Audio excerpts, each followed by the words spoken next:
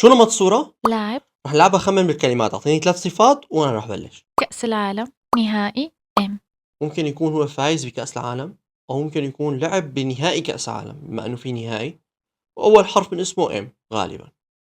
أكيد مو إنه والله موجود إم باسمه. طيب، هل اللاعب يلي بالصورة فاز بدوري الأبطال؟ رح أحاول فلتر بين اثنين. إيه. ممتاز. هل اللاعب يلي بالصورة كان أساسي بنهائي كأس العالم ونهائي دوري الأبطال اللي شارك فيه؟ إيه. معناها مو بالضرورة يكون فايز، بس أنا راح أعتبر إنه هو فايز. راح أعطيكي شو الأسماء اللي أنا عم فكر فيهم: ميسي، مودريتش ما فاز بكأس العالم بس لعب نهائي كأس العالم، مسعود أوزيل، ومولر. لا، ما أنا منهم. سؤالك الأخير. والله أنا شاكك بلاعب. هل اللاعب يلي بالصورة طويل القامة يعني فوق المتر وتسعين؟ إيه. هلا أنا شاكك بماتيرازي صراحة، لهيك هو أخذ كأس العالم وهو طويل أصلا كتير، مع إنتر ميلان بال 2010 أخذ دوري الأبطال. هل اللاعب يلي بالصورة هو ماتيرازي؟ لا، نوير. مانويل نوير.